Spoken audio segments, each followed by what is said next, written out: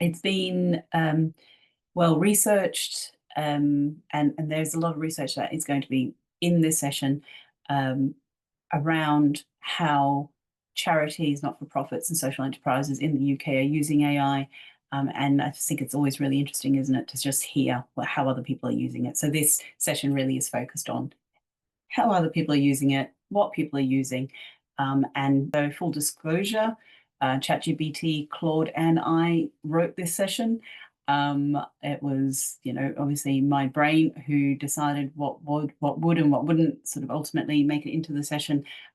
But there will be some quotes in here from those guys. Also, just very quickly, somebody who has helped enormously is another AI facilitator, Jolene Sheehan, who you'll see her sort of mentioned in here. She's incredibly helpful and has done a lot of research in this area already, just in terms of how not-for-profits are using AI. These are just a few of the types of AI that are frequently used or frequently talked about. Obviously, ChatGPT and Claude and Perplexity are sort of very similar in the way that they're used, and Gemini, I think everyone sort of has seen the adverts for Gemini.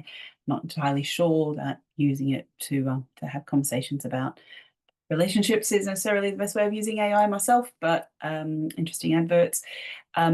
Otter AI, who are note takers. So surprisingly, no note takers here today, but I've been in meetings where people aren't there, but their note taker is, so they can still get a gist of what the meeting's about without having to be there and spending hopefully time on the beach rather than behind a computer at another meeting. And then there's Grammarly and Hemingway as well, who I've heard from people I know with dyslexia, particularly good tools for them.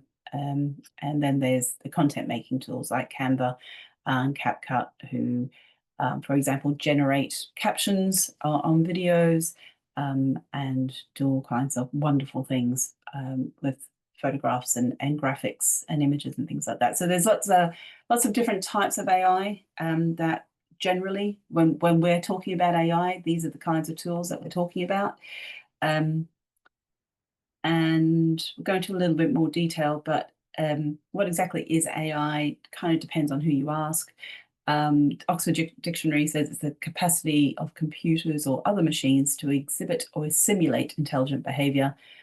ChatGPT is a little bit, bigs himself up a little bit more, says that it is machines or software that can use, sense, think, learn, and act in ways that mimic or sometimes surpass human cognitive abilities. Thank you, ChatGPT. Claude's a little bit more humble, says that AI or artificial intelligence refers to computer systems designed to perform tasks that typically require human intelligence. The kinds of AI, there are lots of different types of AI.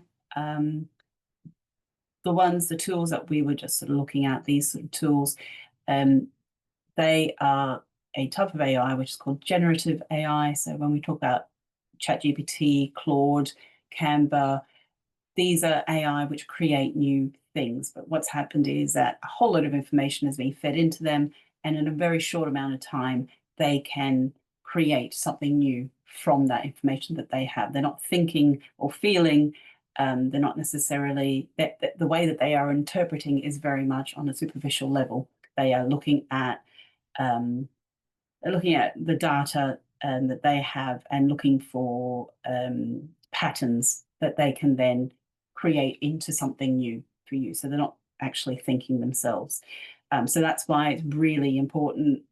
It's the prompt that they are given is highly important, because otherwise you're just going to keep on getting stuff given to you, and it's not going to be exactly what you're looking for, because they're just looking for patterns that relate to the prompt that you have just given them. How it works, like I say, they learn patterns. They are just retrieving information that's stored within them.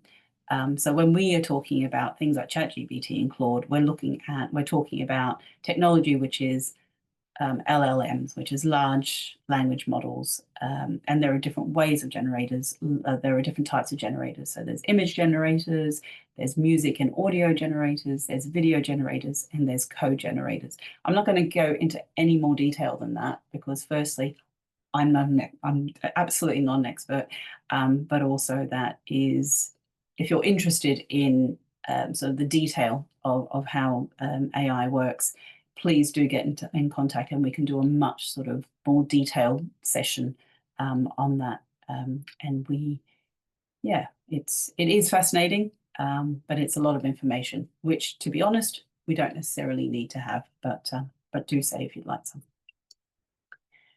Some interesting facts. So stats. So this came from the latest Charity Digital Skills Report. I did have a look at some other reports just around not-for-profits in general and social enterprises, and the numbers are really similar. I've chosen to just extract information here because it's so recent. But what is interesting is that 76% of UK charities are now using AI tools, and this is up from 61% in 2024. So that's in 1 year, about 15% higher, which is quite extraordinary, really. And it looks really similar. The trend is really similar for social enterprises as well. But despite the rise in adoption, challenges remain, including concerns about data protection and the quality and ethics of AI, like Nicole was mentioning before, the environmental impacts as well, and the financial cost of implementation. And interestingly, I pulled this one out because I think it's just a little bit of food for thought, really. Over a third of respondents said that their chief executive had poor AI skills, knowledge, and confidence, while 4 in 10 stated that their board was also poor in this area. So even though there's such a massive influx of not-for-profits using AI, people running the organizations don't necessarily have the skills to use it themselves or the knowledge around it, which I just think is something to be aware of. Some interesting graphs. So the next few slides have come from the Joseph Rowntree Foundation report, Grassroots and Not-Profit Perspectives in Generative AI from July last year. And I just thought this was interesting. If we look at the functionality that we're talking about today, which is producing text such as helping with emails, media content, and reports, it's the top use for not-for-profits using AI at the moment, and that is well over 80%. Whereas the assisting and funding applications for processes is around 40%.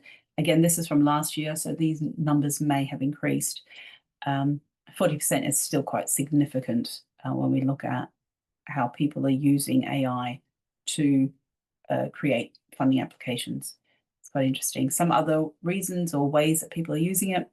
Second top answer was generating ideas, helping with administration and project management, creating images or graphics, helping to conduct research, summarizing and analyzing data as well, and also personalizing communications, which is quite interesting. And there is a small number, but still quite significant there, using it for recruitment, which is interesting. However, considering the amount of uptake there is for AI, when the question, does your organization have policies or guidelines in place relating to Gen AI, the majority said no. Some were unsure, and there's a small percentage there that said yes. And reading the notes that came with the report, with the stats, they were very much from larger charities and larger not-for-profit organizations who had the staff, I guess, to warrant having policies, or that they had to appease or sort of like as part of their governance had to have policies in place, whereas a lot of organizations at grassroots level are not have no policies and haven't thought about having policies in place. One last one for you before we have conversation is what are the main reasons your organization is not using AI or have decided against it? And the top reason was that their service users wouldn't like it, and also that they are themselves unaware of the potential benefits of using AI. Also cited were the lack of confidence in the skills and competencies of staff. I think we heard about some of that this morning as well.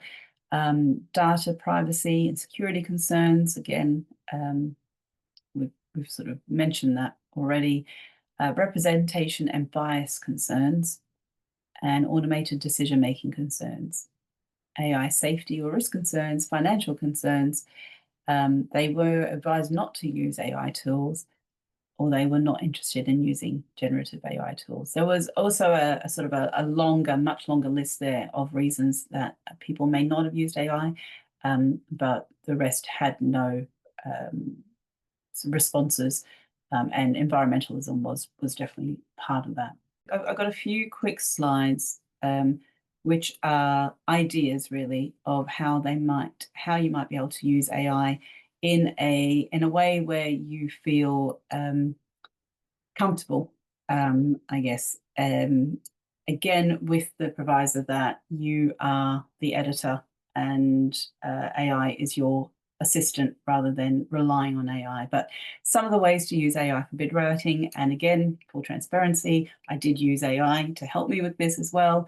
But with whatever answer I extracted from there, I tested either its way that I use it myself, or I have asked other people as well. So these are quick and easy ways to use AI where you hopefully will feel comfortable doing it. So using AI to generate sort of a paragraph as a starting point rather than just starting on a blank page. So putting a prompt in and getting something back so that you can start to edit it and feel like you are aren't having to start the idea yourself. You can use AI to review your draft against the funder's requirements to ensure that you've addressed all of the mandatory questions, and also so that you know that you're hitting the word limits, so that you're not going too far over the word limits. You could ask it to interpret your past data, including some feedback in there from clients, and also previous sort of evaluation reports, and ask it to produce some compelling case studies and narratives that you could then add to your bid. You could generate theories of change frameworks by inputting your activities and desired outcomes. And you could upload your draft of the report and let AI check it against the requirements to identify any missing sections or anything that you haven't answered, or areas that might need more detail before submission. In terms of how you might use AI for reporting, you can use AI to analyze a large data set like surveys, and it then can produce something more concise, which again, you would then edit, but it's a starting point, so you're not having to do all of that summarizing yourself and going through everything yourself. It can automatically generate charts, infographics, and dashboards to make reports more engaging and accessible. It can analyze your performance data against sector standards or similar organizations to get a benchmark, so that you have your own sort of historical trends and can provide context to highlight areas of growth or strength or improvement against sort of previous performance. And AI tools can convert reports into plain language summaries. So you could have audio versions or translated copies, making findings more inclusive and widely understood. Again, always check if you are going to do any sort of translations or captions or anything like that, just to make sure that it has captured everything correctly. And you can take one report and quickly generate versions for different purposes. So you could take annual report, use it for funder updates. You could make social media content, so adapt it for your audiences, or you could make newsletter highlights. So it's very good for if you have one piece of content and you want to make different versions of it for different audiences. It can do that a lot more quickly than you can. But again, always with your eye on it afterwards. Don't just trust it. And some 5 ways that you could use AI for social media. You could input your key message, and AI can draft engaging captions, optimize for each platform, suggest relevant hashtags, and adapt a tone for the different audiences and for the different platforms. AI can generate a month's worth of posts, ideas aligned with your campaigns, awareness days, and organizational goals, ensuring consistent messaging. AI can analyze audience data to suggest the best times to post and automatically schedule content for maximum engagement. And AI can monitor online conversations and sentiment around key topics, helping organizations respond quickly, spot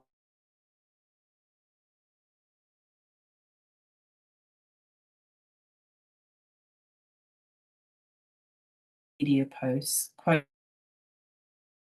clips tailored for different platforms. So again, it's your words, your content, but what it then does is create different versions of it for the different platforms. So again, are they similar to how you're using AI already? Are there any ideas in there that are sort of new to you that you might adapt yourself? Is there anything that you would add to that list? There's definitely lots of ideas that we'll try out. We used it for the first time last week when we were really struggling with a bid that had very limited character and spaces.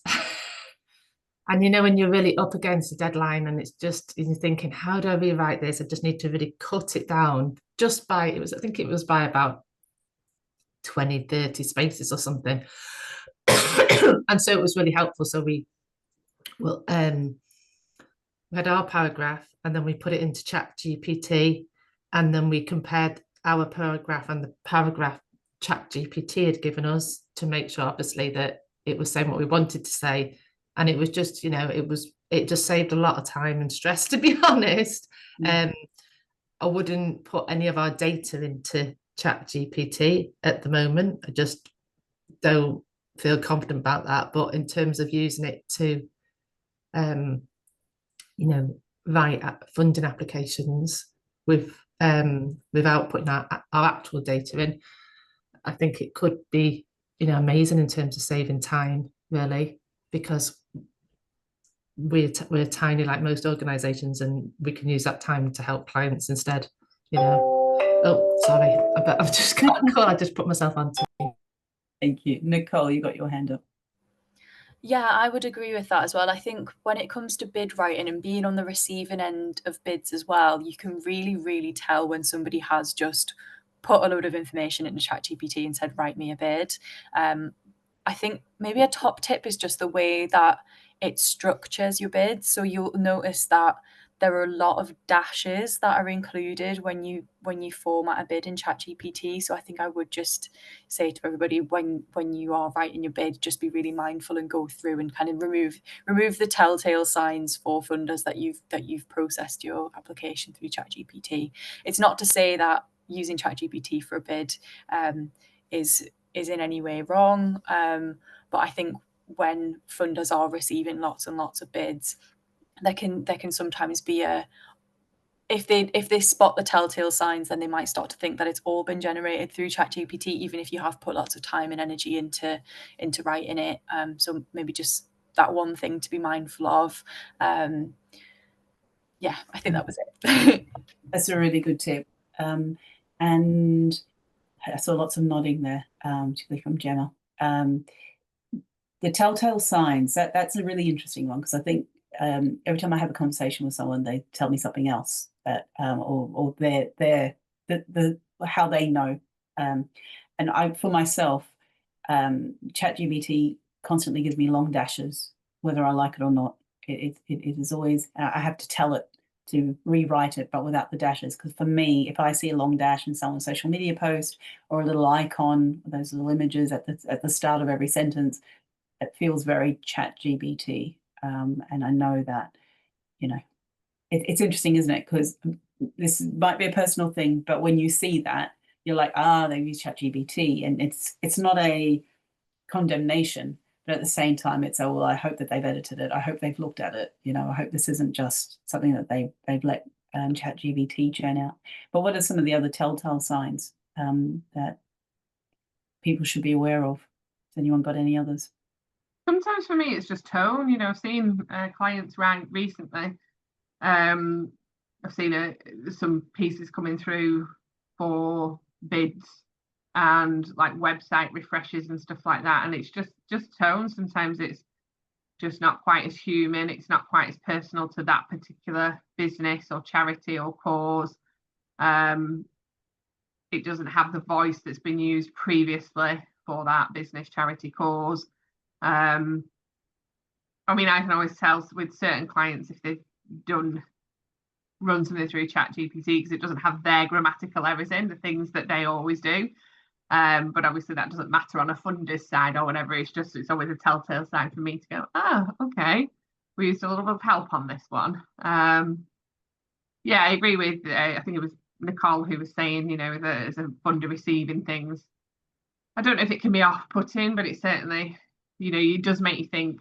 I hope you've read it through. You know, I've been on calls recently where commissioners have said, you know, please, if you're going to use AI, that's fine, but make sure you read it through, make sure you relate it back to your business, your examples, personalize it to you, because obviously more and more companies, charities, etc., are using AI, and you could end up with quite a generic response that's quite similar to other organizations. So just making sure that check it, obviously make sure there's no hallucinations in there, and make sure it's personal as well. Yeah, thank you, Gemma. Nicole, you've got your hand up. I think just to add to what Gemma was saying there, we often will get sort of 3 or 4 applications through at one time where you can tell really clearly that they've all used ChatGPT, because they'll be laid out in the exact same format with the same structure, using very similar words and tones that sort of link back to the fund criteria. So I think, yeah, using ChatGPT to structure your answers is absolutely fine, but I think just be really mindful of making it feel authentic and that you have written it. Because if we're seeing lots and lots of applications that have been written through ChatGPT, we'll sometimes call up the applicant and ask them about their application, and there are times when they don't even know what they've put in there because they have just asked the computer to generate it for them. So I think as long as you kind of, your heart's in it and you know exactly what is in there, you're just using it to help you out, is all I would add to that. Brilliant. Thank you very much. And this is our panel. So Sharon hopefully will join us soon. We have Ella Stacey, who is a digital marketeer, and also a Flourish digital mentor. Jessica Simons, who is, I'm going to ask Jess to explain exactly what integrates digital and data systems for critical infrastructure, plus curator of giant insects means, because it is fascinating. And Gemma Marshall, who's a freelance bid writer and fundraiser and a forest bather practitioner. I'm going to ask each of the panel to introduce yourselves, tell us who you are, tell us your relationship with AI and the specifics of how you use it, please. I'm going to start with Ella, and then go Jess and Gemma. That's okay. Go for it. Sure. Morning, Jenny. Morning, everyone. Nice to meet you. Yeah, so I'm Ella. I'm a marketer based up here in Manchester, and I've benefited and worked with Flourish for quite a while, so I'm really glad to join you guys today. I use the pronoun she, her, and for those of you who can't see me, I'm a mixed race woman. I've got a blue nose stud and a big chunky scarf on because it's a little bit chilly today. Essentially, what I do kind of in my day-to-day role is that I help charities reach more people and in a better way, and in a way that kind of keeps their costs down. So I think, as most of you can imagine already, AI does really help me with that. And I do use it every day, both in work and in my personal life. And it basically helps me do more things. It helps me do them faster. But it also And where the real magic is that it helps me do new things that I wasn't able to do before. But to caveat that with, and what again it sounds like you've been discussing already, is that there is a cost to using AI, and it can reduce the quality of what we're putting out, and it can stop us using our brains, and it's got some environmental concerns. It can be biased, it's not accurate. So for me, my relationship to AI is I kind of use it like a really useful personal assistant who knows lots of stuff, but is quite arrogant, and is kind of terrible for the planet, you know, like dropping plastic and using too much water everywhere. So I'm kind of hesitant to use it. I kind of try to think before I automatically go to ChatGPT, because it uses something like a bottle of water a day to write an email for you. Sorry, a bottle of water each time you use ChatGPT to write an email for you. So I use it. I do enjoy it. It does make me better at my job. It makes me faster at my job. But increasingly, that kind of the environmental and accuracy concerns are kind of growing for me.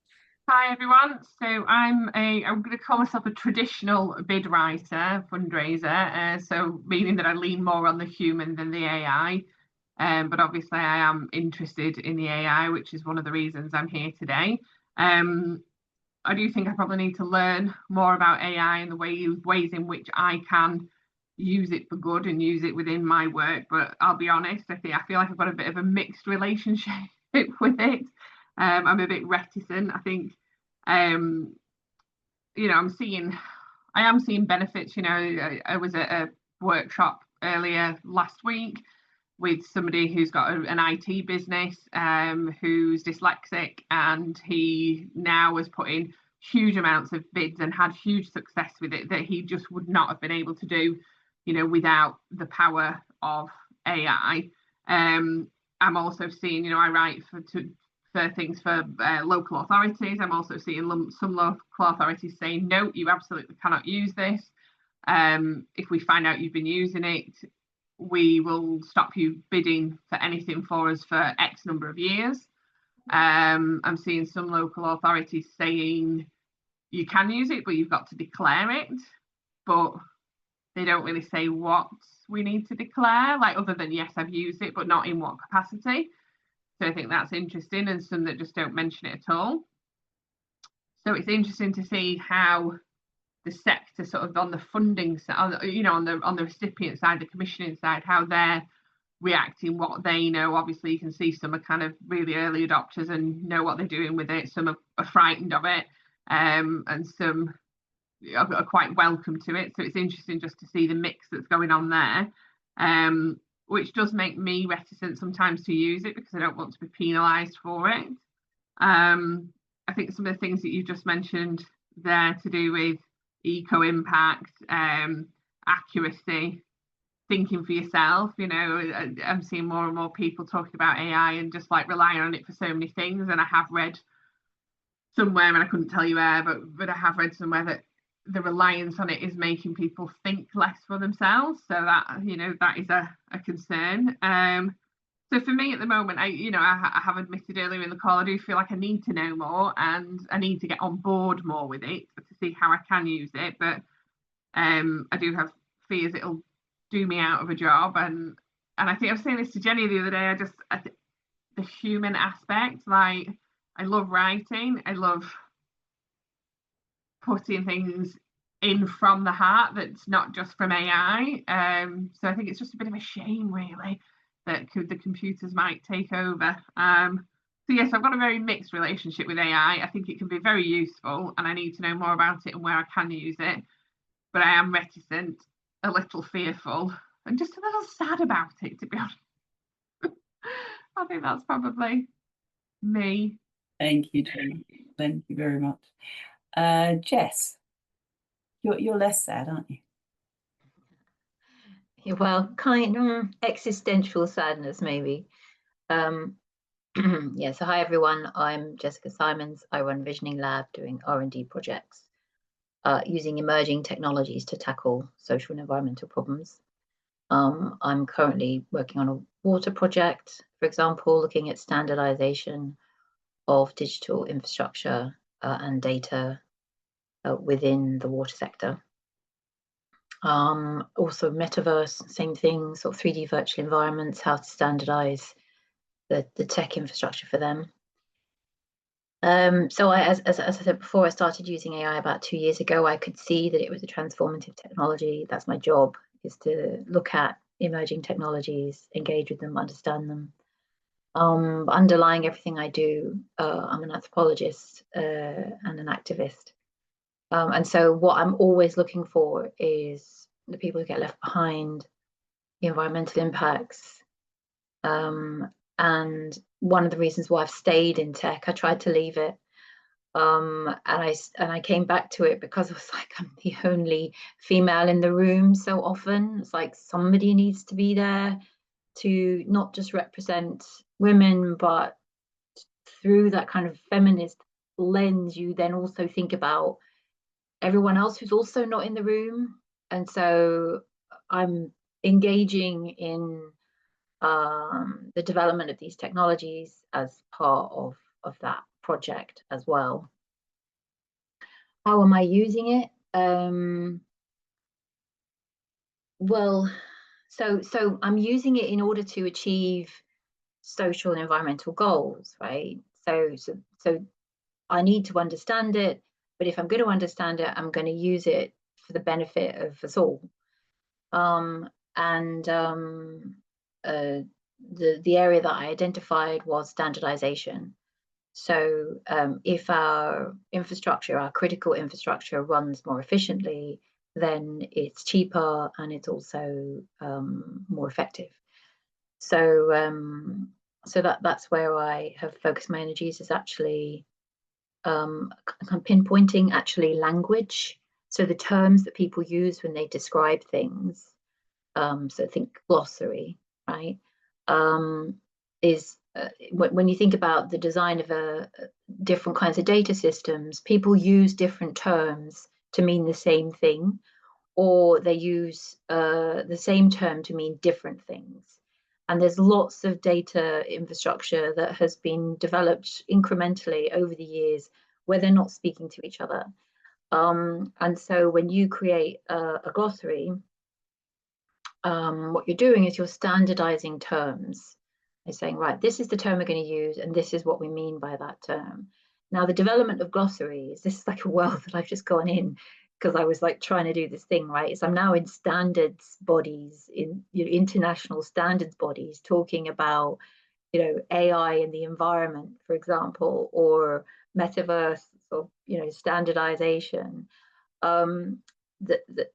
Negotiating over what term you use and its definition is a long, protracted process if it's just humans doing it. But when you say, actually, AI, go away and find all the terms that are being used in these documents and give them a standardized definition based on how they're being used in this document, and bring them back to me so that I can show them to people and say, let's use this set of terms, is actually proving really powerful and really useful. So that's the main way that I'm using it in my job. But I'm also using it for all sorts of other things as well, because I can see its benefit. I'm using it, to plan my holidays, to, understand particular challenges or issues in relation to society or my kids. I am really, really careful about personal information. I made the decision that I would share my own personal information with the tool, but I don't share other people's. I only work with publicly available information because I'm nervous around that. But other than that, I've actually had a really good experience with it. That said, in the same way that every aspect of society it works like this, is there's the people who want to use it for good, and then there's the people who aren't using it carefully or are using it for their own mischievous means. And I'm very wary and concerned about the power of it. So I'll finish with in Alien, I don't know if you've watched Alien the movie, where when she fights the alien, she puts on this like exoskeleton where she then kind of beats up the alien with this sort of robotic body that makes her stronger. So that's how I think about AI tools. They're like intellectual exoskeletons that make you more powerful when you want to do things, but they also make other people more powerful too. And that's the challenge that we face. Thank you very much. And thank you for that visual as well. We never got to the giant bugs, but we will get there. Oh, yeah, I am going to ask you about that. Sharon, thank you for waiting so patiently. Please tell us who you are and how you're using AI. What's your relationship with AI? Thank you. Hi, everyone. It's great to see you and really interesting to hear insights from fellow panelists about how you're engaging with AI. So I'm Sharon Amesu. My background is law. I was a criminal barrister for 16 years and left the bar around about 11, 12 years ago, have a consultancy that supports organizations with leadership communication. I also am co-founder of an organization called She Leads for Legacy, and our aim through that organization, thank you, our aim through She Leads for Legacy is to accelerate the leadership development and advancement to senior leadership and board level positions of Black women in the workplace, and to do so in partnership with allies.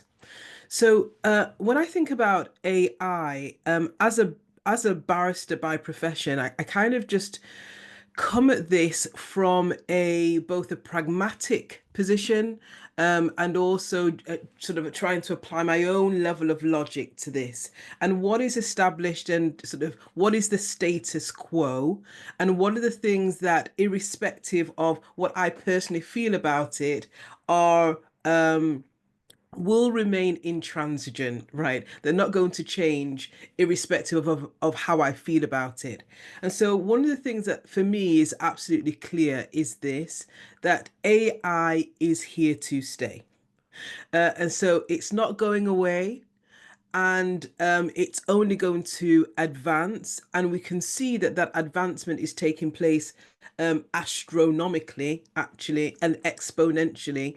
And so there is so I weigh that. I also weigh, of course, the points that Ella has made around the genuine concerns that there are in relation to the environment, water consumption, the stations that hold the various pieces of equipment that allow for this processing. I'm also really mindful of the concerns that I have about the extent to which it will dilute my creativity, my critical thinking. I'm also concerned about just how dangerous it can potentially be, and we can see all sorts of videos, artificial videos that are being created. People are hauling people from the past and creating videos as though they're present, and they're at the moment it's relatively discernible that it's not a human, but they're getting much more advanced and much more precise, and so the lips are matching more with the actual sounds that are being emitted. So I'm concerned about how that will impact people.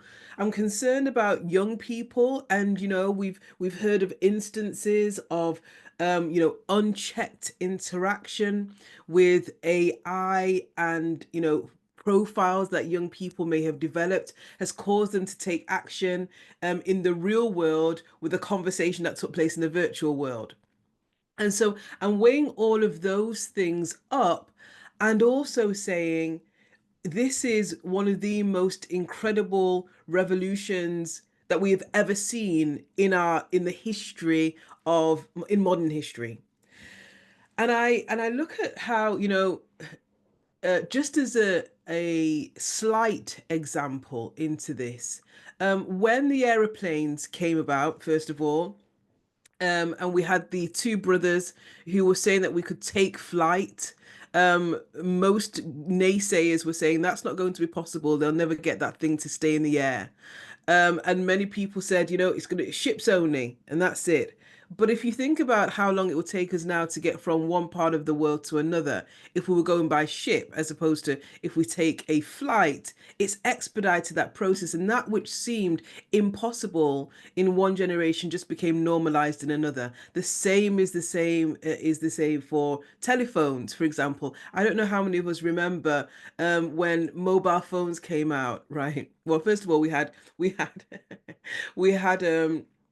Anyone remember those wired phones that used to dial like that? I was explaining it to my kids the other day that that was a thing. It was attached to a wall. You had to dial it like that, and your parents could put a lock on it so they could stop you from dialing if they wanted to, right? That was a thing. Then you've got this idea of walking around on the street with a mobile device. And I remember when they were in a suitcase. Anyone remember those? When mobile phones were in a suitcase and you took them out of the suitcase and it was like some brick against your head.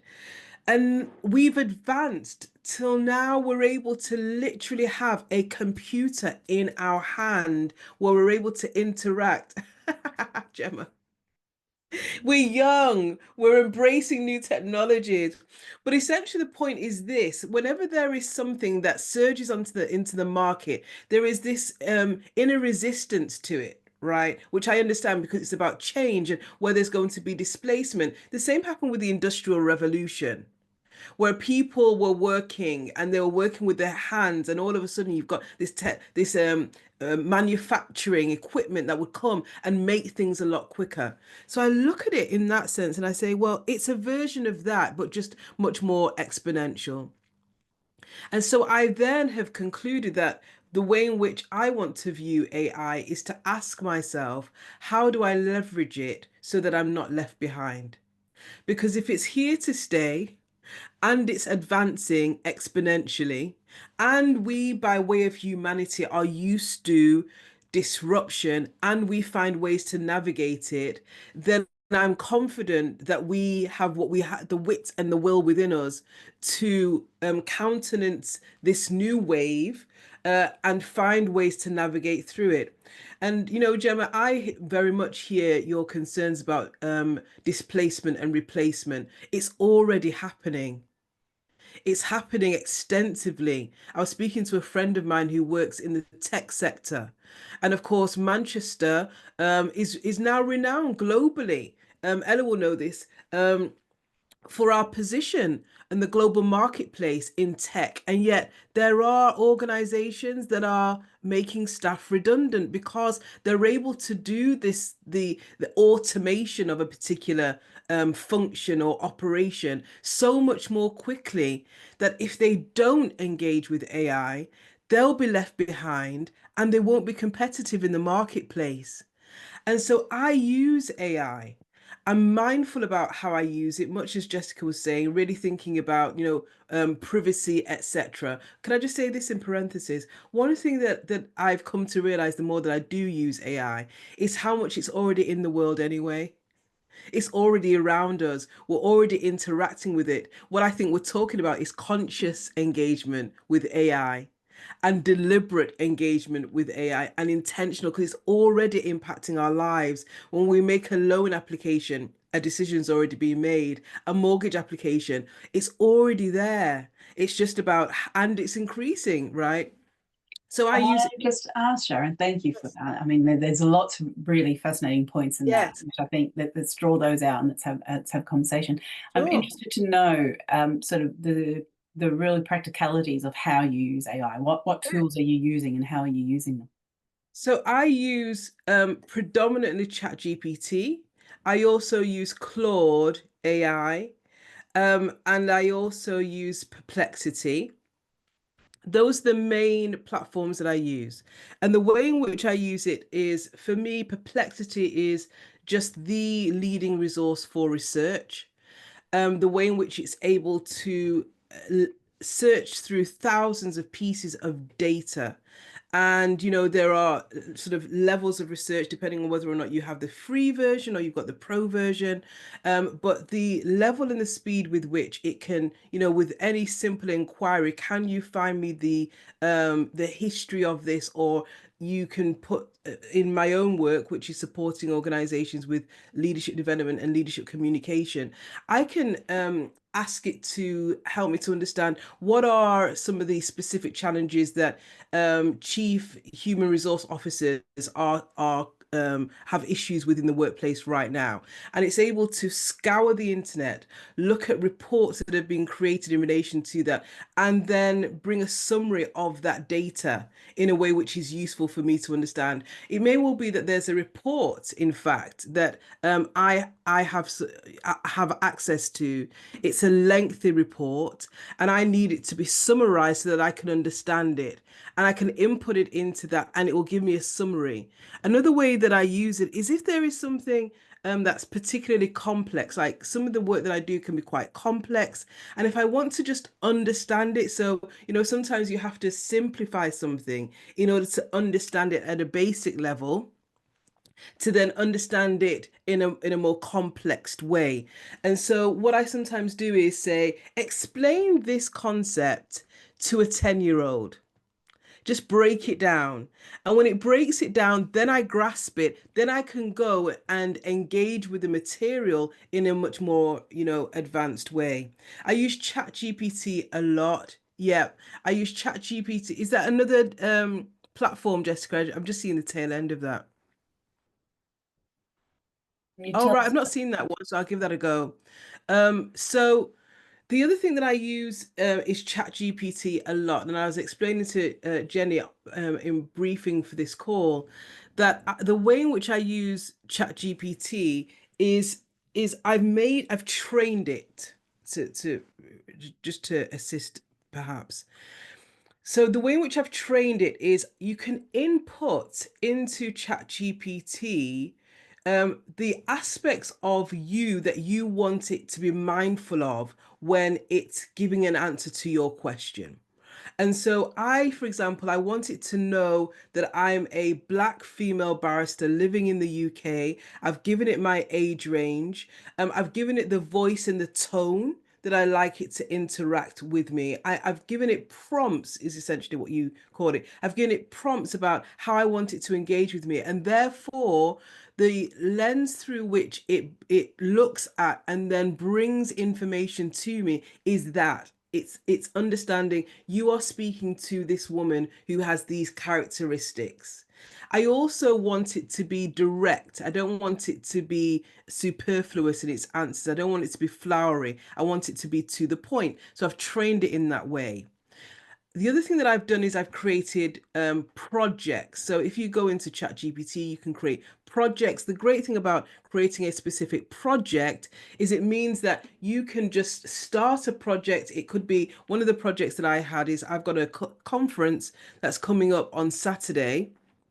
The She Leads for Legacy Empowered to Lead conference. And so I knew that there'd be lots of interaction and engagement. There'll be email correspondence. There'll be interaction with speakers. There'll be reflections on the agenda. So I created a project called the She Leads for Legacy conference, and then inputted various files that we've used in the past, correspondence from the past, etc. And that project then became trained with the voice and the mindset. So when I'm wanting to create content, for example, social media content, generate emails and so on, it's already trained on in the language and the format and the feel of the way in which we interact. That's just a couple of the ways that I've been using it. Brilliant. Thank you very much for that. That's excellent. Before I ask questions, I have lots of questions for all four of you there. Just lots that you've just talked about that are really interesting. I'm going to put it out because we have about 20 minutes with these guys. So if anyone's got any questions about anything that you heard there, particularly about the practicalities that you would like to ask anyone, please do feel free. Amanda, you've taken yourself off mute. Did you have something you want to ask? Quick spotted. Yeah, so for example, if let's say you've got that project, the conference on Saturday, this probably sounds like a really stupid question, but like, could I access that any of that information, because is ChatGPT just putting it onto the internet? So if I don't know, said, can you tell me about, I can't remember what the name of the conference is, but you know, more about this conference on Saturday, can you access other people's kind of project information and things like that? So it's really about the data that you're putting in, the information that you're putting in. How does that then become how does How accessible is it? yeah, can it then be sort of regurgitated almost or used later? Great question. So I think, I mean, there'll be other people who'll be able to assist with this. I think there is two things. One is you would have to know the question to ask in order to get that data, and that's quite a niche question to ask of an individual's privacy or you know, data, etc. So there is that thing first of all. But like I'll give you, for instance, Amanda, if I were to ask ChatGPT to go, I don't know if Gemma's got a LinkedIn profile, to go and scour Gemma's LinkedIn profile, it wouldn't be able to do that. It doesn't, what it has is information that's broadly on the internet and broadly available, as opposed to stuff that's behind a wall of some description. And so something that's within my own ChatGPT is uniquely my own ChatGPT. And then the additional level to that is you can do research in a way which is private or temporary. Let's put it that way. So I can ask a question, put it in a way which means that it's asked, and you can do so once it's answered that question, it will then delete that information. So it's not held, as it were, even in your own ChatGPT. So you can ask a question, it's a temporary question, and then once you've closed down from that question, that all of that thread then disappears entirely. I don't know if Ella or Jessica's got any further insight on that. Yeah, I was just going to say, absolutely right, Sharon. Really interesting points and good question as well. It's not just within ChatGPT that this is happening. So you may have noticed over the last 12 months, you suddenly were getting lots of emails saying from various providers, we've updated our terms and conditions. A reason a lot of them are doing it, such as WeTransfer, which is like a file transfer service, they've recently changed their terms and conditions so that they can, if they want to, in the future, use your data maybe to potentially submit your data to train AI. Now, the reason I said maybe, potentially, perhaps, is because they phrased their terms and conditions in a way that if they wanted to, they could approach that. You know, they've kind of put down the terms to say we may do this in the future. It does not mean that anything you send through WeTransfer is automatically being used to train AI, but it means that people are starting to open the door, or organizations and providers are starting to open the door into, can they use our data in a way where they could potentially sell it or use it to train their models in the future. So it's still quite unknown. And Sharon, perhaps from a legal point of view, you've got some insight to this. It's a new area of the law. And the ideas around who owns the data, the copyright, how it gets used, can you make a profit from it? Do you own the profit from that? Do you have some kind of obligation to share that profit with the users? All of that is kind of happening in real time. And because this is happening kind of week to week, the speed at which this technology is advancing is so much faster to any other kind of technological revolution that we don't really know how it's going to quite play out. So yes, you can use things like the temporary chat. There are fantastic companies, I'm sure Jessica knows about as well, that are working really hard to fight for our privacy and some kind of transparency. But always, as I'm sure everyone on this call has kind of already heard 1,000 times, just don't put anything super private in there that you don't want the whole world to potentially in the future have access to. Don't put anything in there about your credit history or something private or something medical that you're not prepared for potentially it to become part of a public database for it to learn from. But in terms of the specifics and the legal standpoints, the goalposts are moving every day. And if you're interested in that, instead of kind of worrying about it in the way that I used to, I've kind of turned it into an action, which is just try and stay up to date with it, try and read about it. And there you go, Jessica shared something. So I'm going to shut up and let the experts talk. So Jessica, go on, tell us about that. Go, please. Yeah. Oh, I'm not an expert. I've just made it my business to find out who's already working in this space. I think one of the things, just for Ella and Sharon, before you came on, one of the things that we were talking about is how older people have an expectation for government to look after us. But we're in a new world now where the government doesn't have the capacity or actually the expertise to look after us in relation to AI. A lot of it's happening off our shores, so we don't have influence over how it's developed.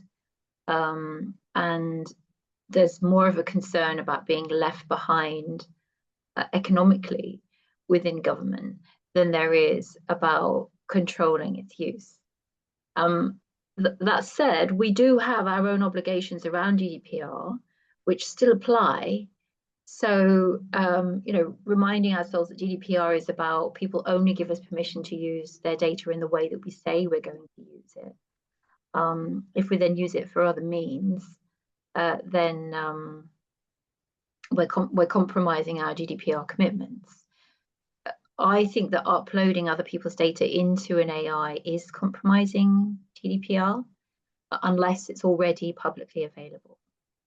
And so as I say, I sort of hesitate to use it.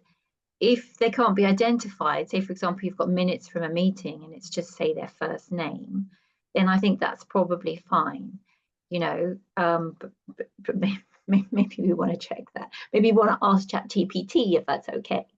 Sort of the snail eats its own tail. Get an AI opinion on that. Yeah. But you will get a sort of, a valid opinion. But more broadly, it's as Sharon said, it's about finding what you want to use the tool for and focusing in on that. And so you can create a pathway for yourself about how you can use the tool to get to know it better, whilst also sort of ticking your boxes as far as other things, like environmentally, you don't want to use it that much. So you might put together all your material and add it all in one go. So it's not, using very much. You don't want to add other people's personal data. So you might think of a way of using it, which is not involved in that kind of thing. The main thing I use it for is planning. And I've had fantastic results from things like, writing a draft business plan on a proposition that I've got, or as Jenny's done, planning a meeting, and getting some ideas for structure, putting together. We're talking about funding here, so putting together an initial outline, summarizing the bid itself, and asking for identification of what are the key points. As Gemma said, I write the bid content myself, but I will then put it in and ask for, be a critical reviewer and tell me what you think of this proposal, is a sort of instruction that I'll put in. So that there are lots of uses for these tools, which don't compromise your values and your ethics. That's a question. Just something that you just mentioned there, Jess, reminded me about I've never come across it before, but apparently there is software for educational purposes, and also I hear that it's being used more and more in recruitment and in bid to identify the percentage that something might be generated from AI. How does that work? And how, if you are using AI, and if 76% of charities we know are using AI, and most of us on this call are using AI, how does that work? And are we all sort of doomed to be rejected from various places because we're using AI? Well, my angle on this is that we can. If you're an assessor, it's unfair of you to think that somebody has used AI and therefore not take the application seriously, because they might not have, and the software is not necessarily right. So you have to take all the applications that come in seriously, unless, as Gemma said, you've got people saying, if we find out you've used AI, then we'll punish you forever. But I can't imagine that will last, because everyone's using AI. So then what it becomes is how good you are at hiding that you've used it. Yeah, because even if they're not allowed to reject you because they're not sure whether or not you've used an AI tool to write your funding application, it might form an impression in the mind of the reviewer, oh, this person's just used AI, right? there's a few little detail things like the Oxford comma, for example, which is the comma but after and. So, you know, dogs, comma, cats, or beforehand, comma, and rabbits. That comma is used in AI. Most people don't use it, right? But the AIs do. So that for me, if I'm reading content and it's got a comma before the and, I'm like, oh, you used AI to write that. The other is the long dash. So on the keyboard, there isn't a long dash. So if there's a long dash in your content, then you've got an AI to read that and write that. So there's things giveaway which are forming an impression in the mind of the reviewer. But really, this is my kind of main point, is that a funding bid is only as good as A, the proposition, and B, the partners, and C, the plan that you've got to deliver it. That needs to, those all need to be strong and tight. And whether or not you've got the AI to write the fluff around it, your assessment is actually going to be about, do you have a good proposition that looks well researched and is strong and interesting and exciting? Do you have a good team who are going to deliver that proposition and have the credentials to do it well? And do you have a really good structured plan, a realistic plan for delivering it? And they're the three things that any funder is looking for. Great, thank you for that. Anything, Gemma, you want to add to that as a bid writer yourself?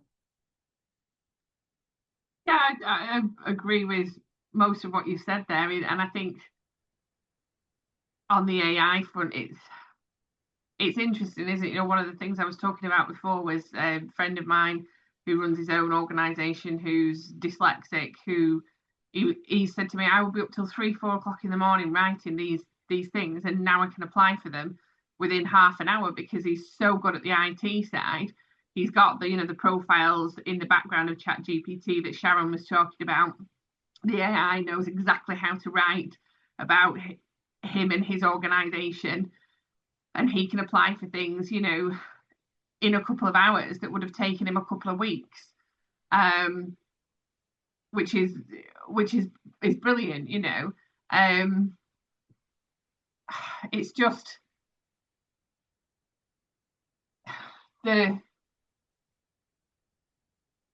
you know, should people be penalised for using AI if most of it has been sort of scraped off the internet?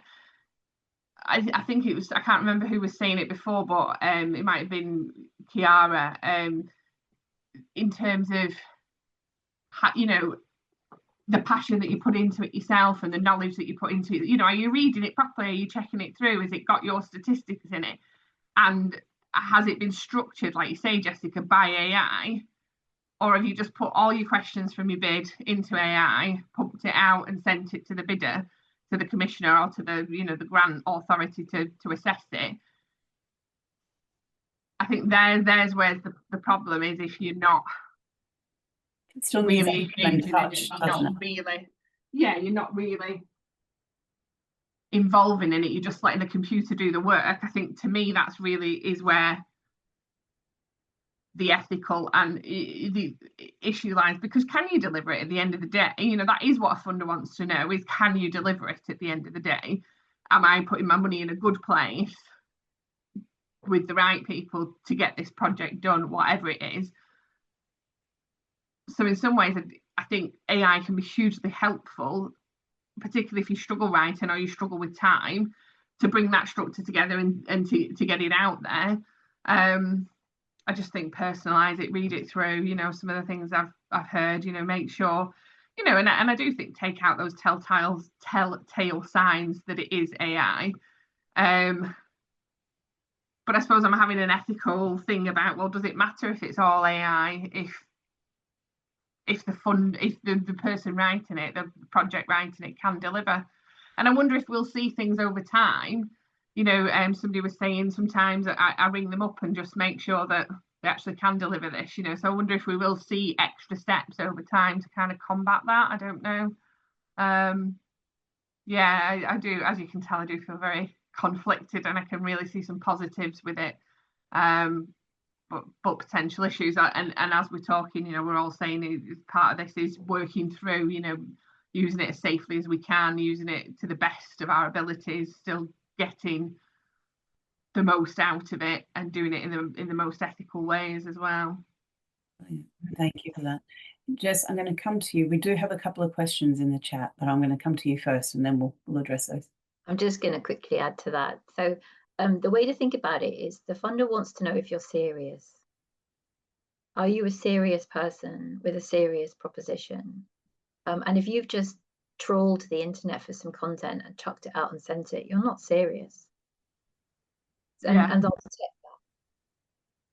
Yeah, I think one thing I have seen is people who I know who can do a certain job, who are serious about a certain job, but very limited in their bid writing capacity and ability. And I know have just put a lot of questions into ChatGPT and used what's come back from that. However, they actually do know what they're doing, but maybe in the way that they're using it and not proving that. And I think you're absolutely right. Yes, you do need to look at it, read it, personalize it, do more than just use the tool and go, brilliant, it's the job done, because it isn't job done. It still needs to represent you and your seriousness and your abilities. It's a great jumping off point, but it's not the be all and end all. It can't be used at this moment in time. It can't be used in isolation. So yeah, totally agree with you. But I think I have seen it used poorly, I suppose is probably the best way to put it, really. Yeah. Okay. Now, question from Amanda. I think this was in response to something that you had said, Sharon, about LinkedIn. The question is, why can't AI find information on LinkedIn? So my understanding is that anything that's behind a password, which LinkedIn is and Facebook is and Instagram, Twitter, your social media profiles, etc., all of those things are behind a password. And so to Ella's point, there are legal restrictions, privacy rules that those companies have in relation to the ability for a third party to scrape that data. And so there is that block there. That's my understanding. Great, thank you. And we have a couple of people who are interested about profiles. Profiles have been mentioned a few times. Questions are, could we go through how to write these profiles? And yes, I'd like to hear about profiles. So anybody like to tackle profiles for us?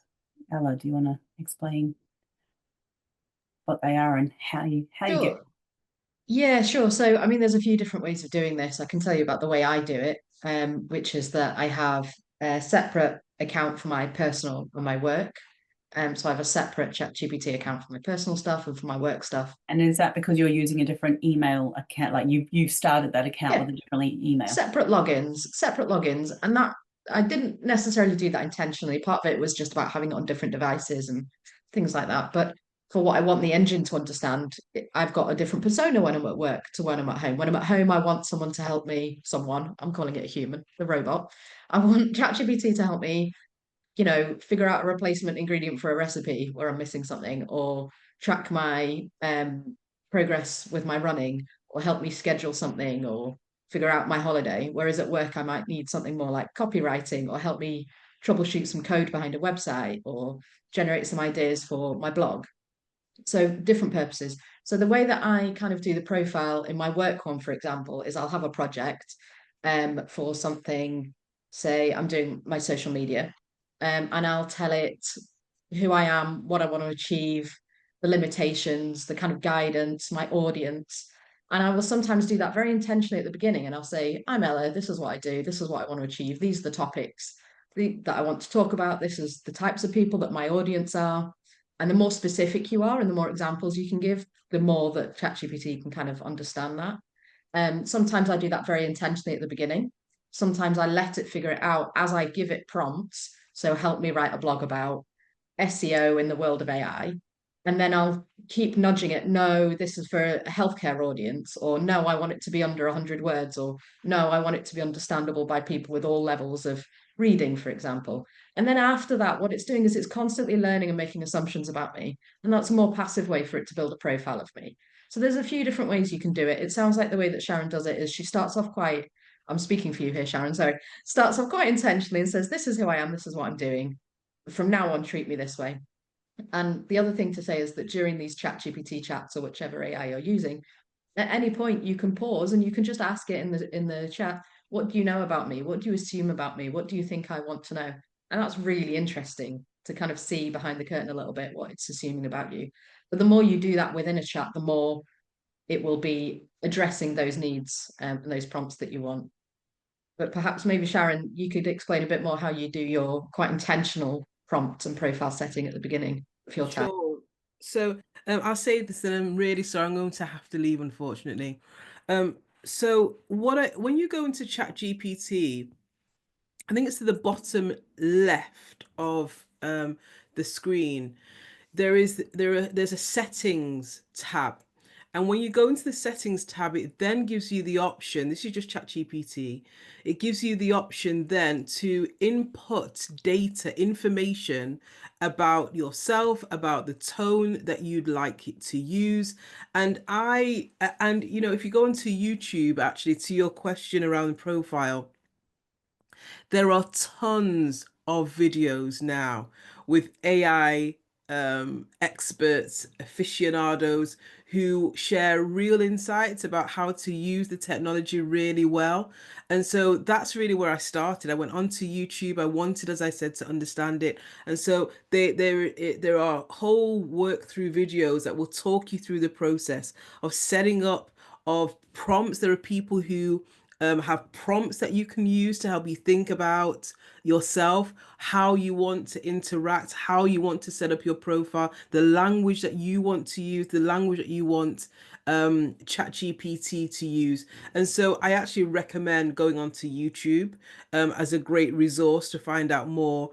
And then there are, you know, a number of videos that you can access that can help you to think about how you set that up. And you can change it, you know, it's not permanent. I really like Ella's idea. Actually, I've not thought about having both a business one and a personal one. That actually is a really good idea, so that, you know, I think that helps with your own compartmentalization, actually. So what sort of is your family planning stuff, perhaps, and what is your business planning stuff? So I'd say go to YouTube. There's lots of information and data there. I'm using data everywhere, information and training.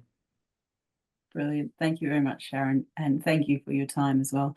I know that you have to shoot off. And I think, Amanda, you have to leave soon too. But I do want to ask Thank you. one more question that I think, Amanda, you may have asked, and Gemma supporting as well, is a question around if there is any guidance on how to use it to protect the environment. Any thoughts there? I think and this might be a good time to talk about your bug project, Jessica, your insects, your giant insects. Can you talk to us a little bit about that, please, and how AI helped you generate everything that you've created there? Well, Sorry, okay. hello, Amanda. Can I just interrupt? Sorry, just to clarify my question. So someone mentioned that you could use up a bottle of water, let's say, to write an email in one day. So what my question is about, like, what is there any guidance on how we should use it so that we're not doing damage to the environment, not really how to use it, you know, to do a particular environmental project? Gotcha. Well, I'll answer that one as well. Okay, that's good. Thank you. Which is basically to compile your questions together, so that, because the reason why it's using a lot of energy as well, it's not just water, is that there's these massive machines, computers that are sitting in server farms, data centers, and when an instruction comes in, they were, you know, in their production of their answer to you, and in the process use energy, and because they heat up, they need to be cooled. So the reason why they're using water is because the machines themselves have a cooling system. I think that's probably a bit of an exaggeration that it's using a lot of water, but okay, fine, whatever. There's, I don't know if you heard that there's talk about putting them in space. Apparently, they're talking about putting AI data centers in space now. That was the the Amazon head of Amazon was saying that recently. If you think about it from a cooling perspective, it's like it's cold up there. And that's the level of ambition that people have around this. And that's, you know, Sharon said, it's not going anywhere. You know, we know that companies can put rockets in space for business purposes. So this isn't a pipe dream. This isn't unserious. This is a serious move. But I'll just tell you quickly about the insects, because I know we've got to go at 12. It's called Giant Insect World, and it's an immersive touring experience that celebrates insects by making them giant. And this sort of goes to my experience as a producer, developing virtual spaces, 3D virtual environments for entertainment, things like that. I'll put a link in to the website. But the way that I've used AI is actually part of all of it. So when I had the idea about 6 months ago, I've been doing insect projects of various forms for over 6 years, but I had this idea that I would develop it as a touring experience. And what I found, you know, I had an ongoing interaction with ChatGPT about all sorts of aspects to it. Designing posters, so the logo on the website was designed by it. Developing ideas for people to approach, and you know, I've subsequently approached people, writing a business plan for it, but more than anything else, understanding the insects, because I'm not an entomologist. I work with entomologists, but I'm not an entomologist. So I had that like sort of confidence of, tell me a bit more about this insect or that insect, that that gave me the courage in a way to so it's a kind of exoskeleton thing again. It's like I felt like here was this unpaid assistant who could do all this work for me, which were all different things. Like I had a designer, I had a researcher, I had a planner, I had, you know, a marketer. They could do all these roles for me, all for free. Well, I actually pay a monthly subscription, so it's not completely for free. So yes, on the one hand, it means that I couldn't employ someone, but I'm starting a business. I'm starting a new venture. I can't employ someone at this stage because it's not generating an income yet. But I could go much faster, much sooner, and develop a whole proposition with ChatGPT support. Which is another really interesting one. So in for your benefit, Ella, I was showing a report from the Joseph Rowntree Foundation from last year, and as part of the findings, and in the sort of the narrative, it talked about how for a small organization, a small not-for-profit, it can be a leveler, because the larger charities and the larger organizations can afford to have a fundraiser or can afford to have a social media team or comms team. Whereas if you are a one-person band or a very small organization, you have to do it all. So being able to use and understand generative AI is actually going to help you in lots of different ways. Kira, please. Yeah, just like me and Nicole said earlier, there's only 2 of us at our charity. So we're everything. We're comms, we're HR, we're payroll, we're everything. So it's really overwhelming to know how to use AI. And it's really difficult to find any training on it. This is the only one I've been able to find on it that's been relevant for us as a small charity. Just start. Just literally open up ChatGPT website, and put in a question. Yeah, we do put use that it. question in. Like, I'm a small business, I need to do all these things. Can you help me work out a way of organizing my time to cover, you know, all the aspects I need for a small business? And just get into a dialogue with it. Ask Yeah. it, how can AI help me? Yeah. So yeah, we need to I think we use need to it get to write. used to asking these questions rather than just thinking them. Yeah. Sorry, Kira, you were saying. Kira. Yeah. Yeah, using it for funding applications in particular, like, is there any tips on what to put in, what to put as the prompts, like how to use it for funding applications? So my main tip on that is to get your proposition together first.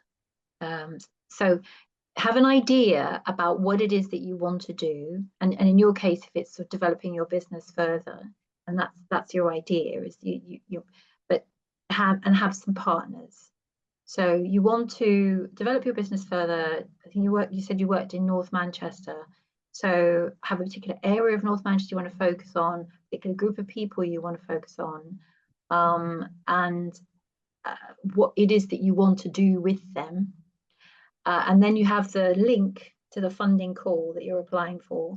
So you post the link into ChatGPT and you say, I want to apply for this funding to do X with Y about Z.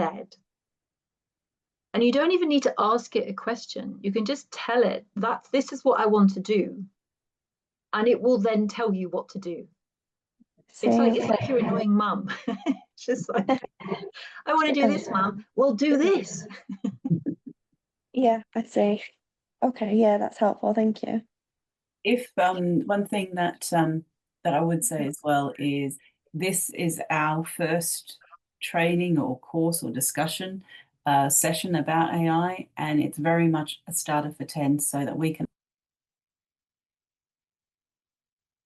a very practical session would be useful, then absolutely let us know and we can set that up. Probably in person, to be honest, so that we can really get hands-on with it and maybe come along with a bid that you want to write, or we can work on a fictional one together. But if it's something that you feel would be really helpful, please do let us know. There will be a feedback form that gets sent out to everyone afterwards.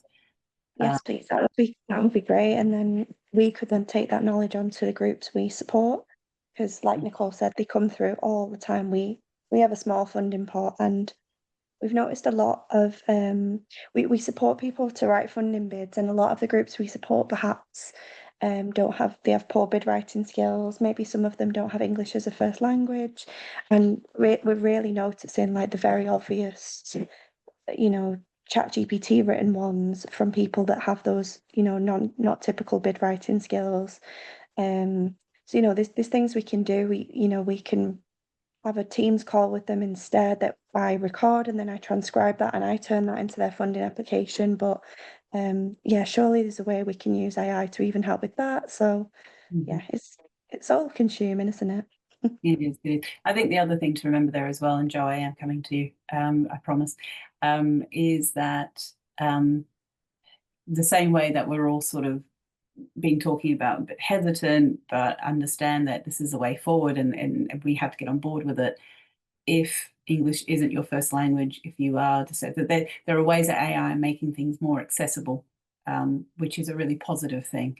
And just because people are using AI doesn't mean that the thought process isn't their own.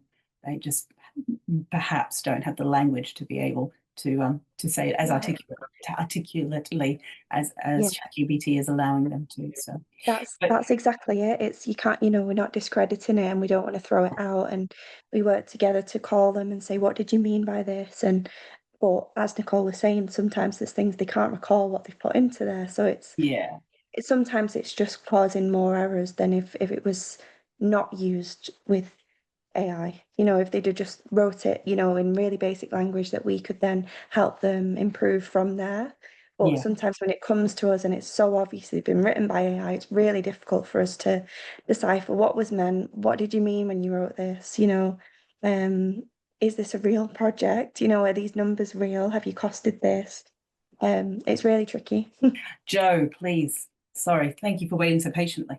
I was going to say, Ella, I'm sure Ella did courses with the ChatGPT, and it would be great if she could pick those up. I'd definitely join one.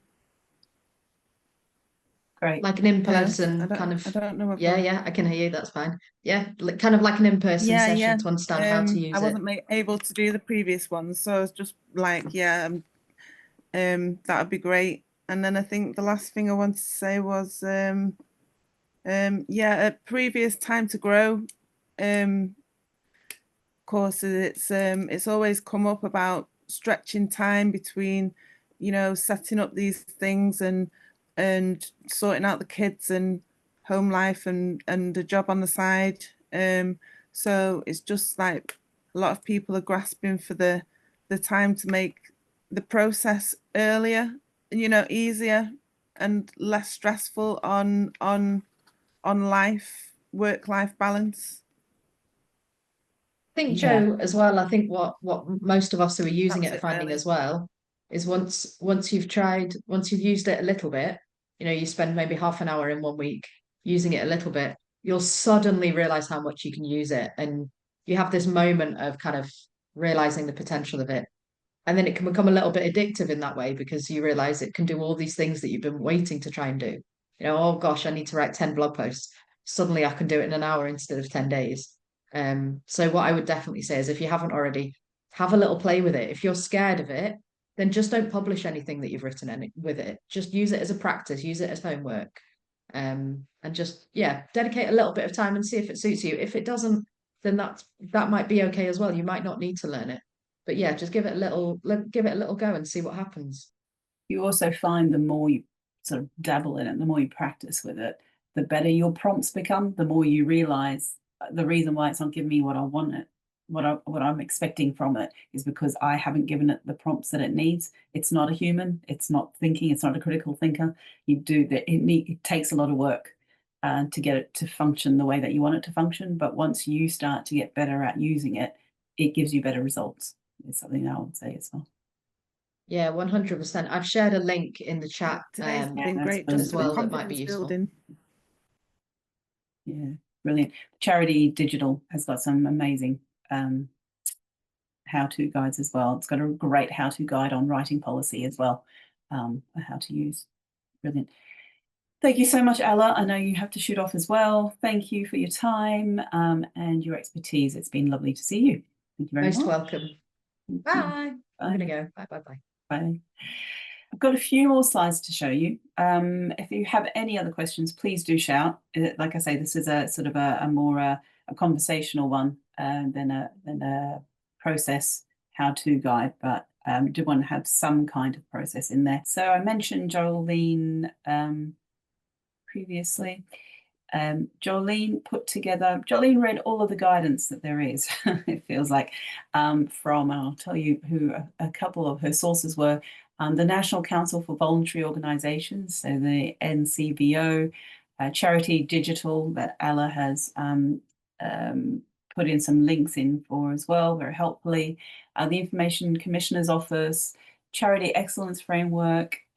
She has accumulated all of this information, including information from ChatGPT itself and the Greater Manchester Police Cybercrime Unit, and come up with this.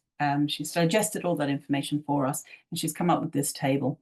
And it is things to consider as you are going forward and using ChatGPT. So making sure that your values align. So the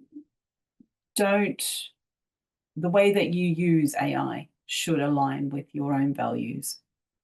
And as we've been saying a lot, sort of, it's never going to fully take over humans, and it can't really think like a human. So always make sure that you have human oversight. Always make sure that you are reading over everything that comes out of your prompts, and either, like we say, like give it different prompts or better prompts, or rewrite it yourself, but use it to help you to do your work and your to save you time and also thinking space, but also don't ever just rely on it itself. It needs you, and you need to make sure that you are involved in any content that comes out of generative AI.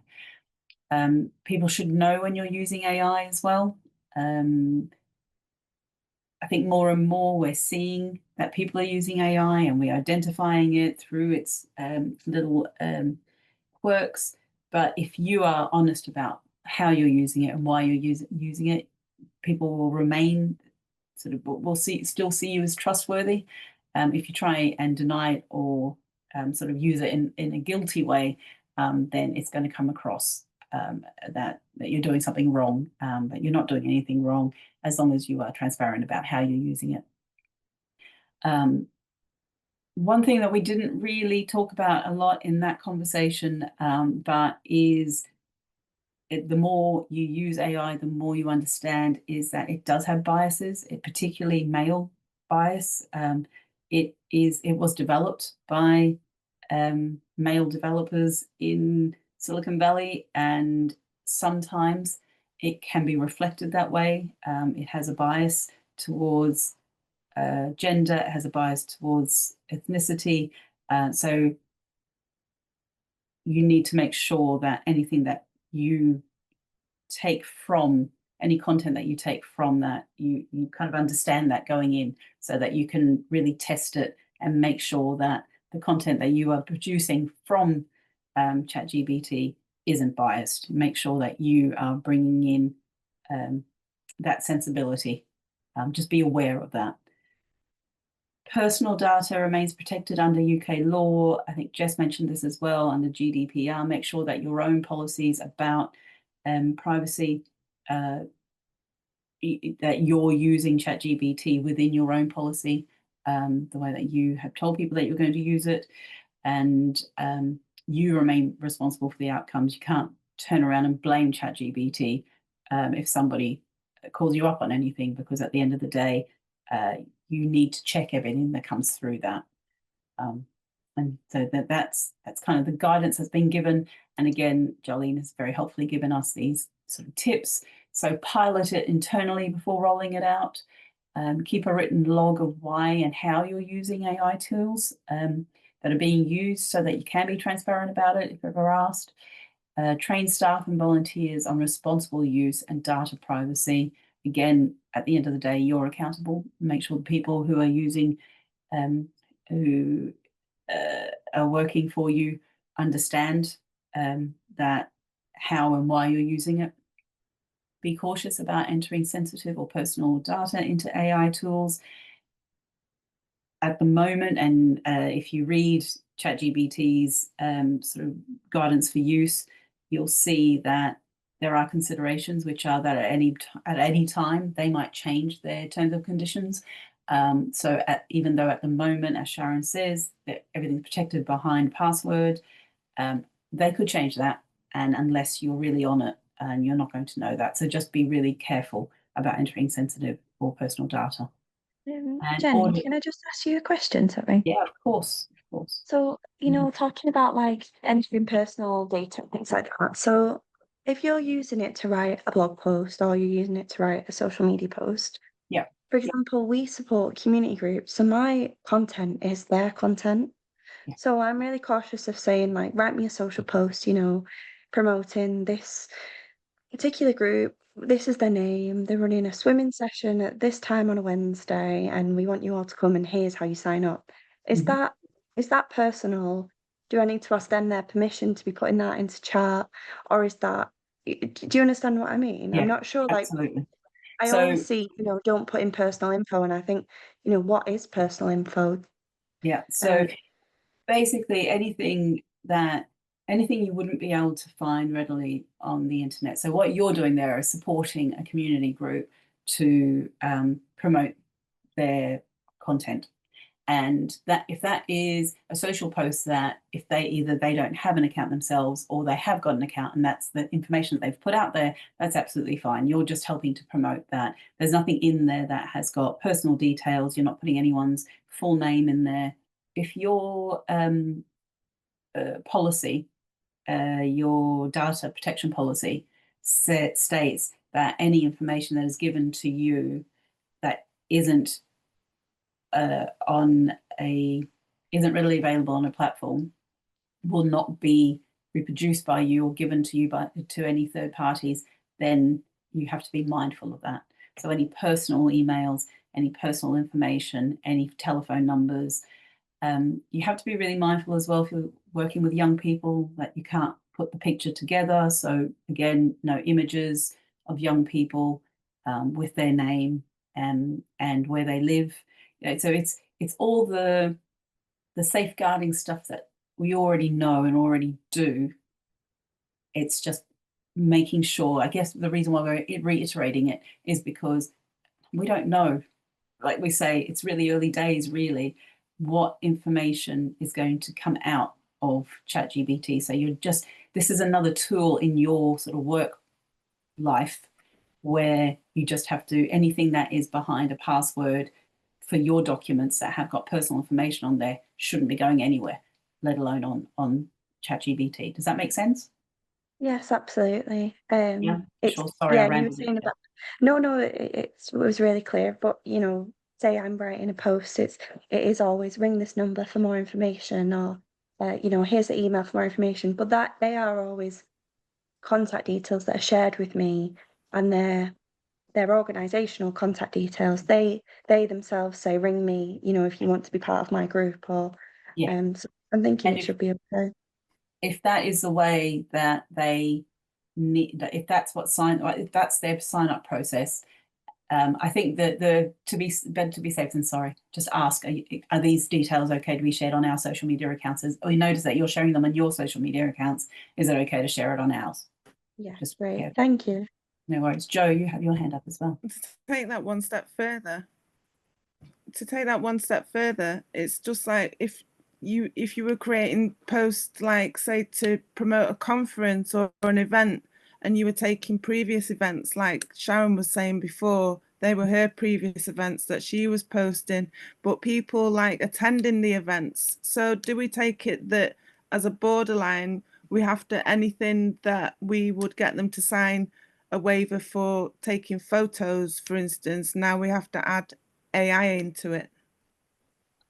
That's a really interesting question, Joe. Really interesting. I think if the purpose that if the reason why you would be putting their details into ChatGPT or any AI is because you would be generating social media posts, or because you are creating an invitation list. I'm trying to think of the reasons why you might put their details in there, but yeah, I think you're absolutely right. I mean, that's a really interesting point. I think that and does that spread to video content as well, like images? That would always, yeah, through AI. That would always spread through video content. You wouldn't put anything in a video, therefore you wouldn't put anything into AI if you're making a bit like if you're making. Would AI make I'm you a just video? thinking of collating video content from previous events and adding it for promotion of future events. Like that would involve probably people's faces of people attending those events, and they would have may have signed a waiver for photographing, but would you have to include AI in all those waivers now as well for safeguard, just to cover yourself, risk assessment? Whatever. Yeah, no, it's an interesting one. I'm going to go away and have a think about that, because you're right. What I'm thinking is that the content that comes out of AI would be covered through that waiver. But you're right to ask the question, even just putting it through AI to make that content, is that covered in that waiver? And that's a really good question. I was just going to say, there might be a legal answer to this question, and there might be a moral or a more complicated answer to the question that pertains to your values or your particular organization and how you're using data. AI is so new that maybe the law might not yet have caught up with it in terms of privacy and stuff. Sorry, my cat's screaming at me. The law may not yet have caught up with it, but I'm sure it will at some point. So I think it's probably good to have these things already written in, or to be thinking about these things, and do some research on what's best at this juncture. What's best right now to be implementing or start to implement. And what your question, Joe, also does is kind of go back to how important it is to have a policy, so that you're thinking about these things. Yeah, and I'm just going back to my initial statement of, we're the guinea pigs of this, and we're rolling this out. But if there are dire consequences down the line for people, no matter how far, is this something that's going to end up coming back on the creator? Do you get what I mean?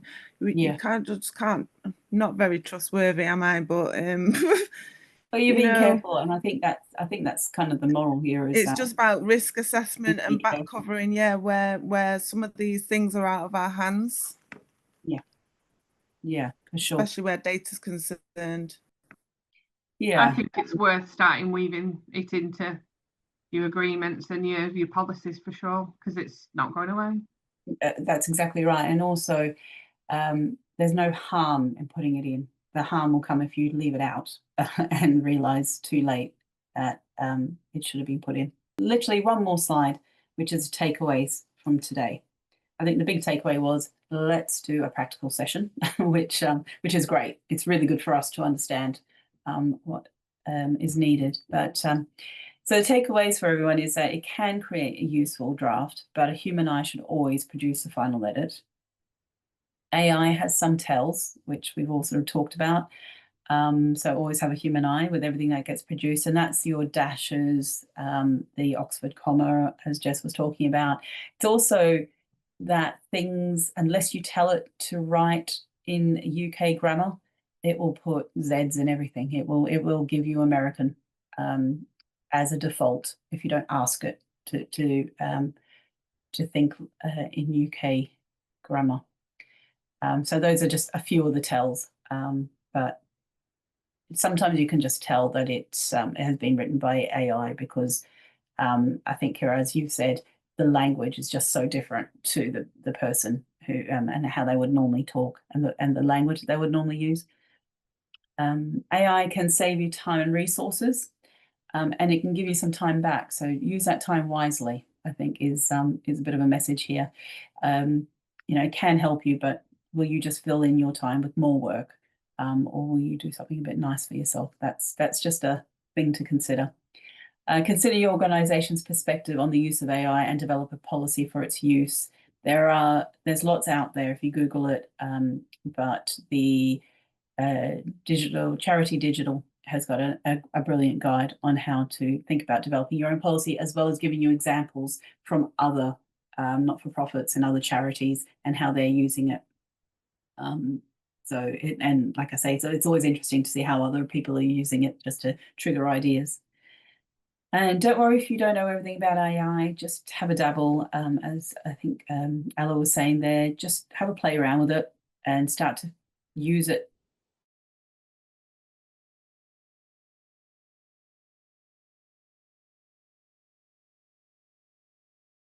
It isn't going away. I think that's the motto for today. It's not going away. So if you can find a way of using it so that in a way that you are comfortable, do try and do that. Do call it out if it makes mistakes or gives a biased response. The only way that we'll learn and adapt is if we sort of keep going back to it and keep telling it when it is giving us a biased response. This is a topic that is so big, we could have gone in lots of different directions. I wasn't too sure who was going to be coming today. I wasn't too sure how advanced everybody was, but I think it was particularly having Gemma. You were there as a kind of a cynic almost as well, which I think most of us are. But it was really interesting to hear people who kind of really have really personalized it for themselves.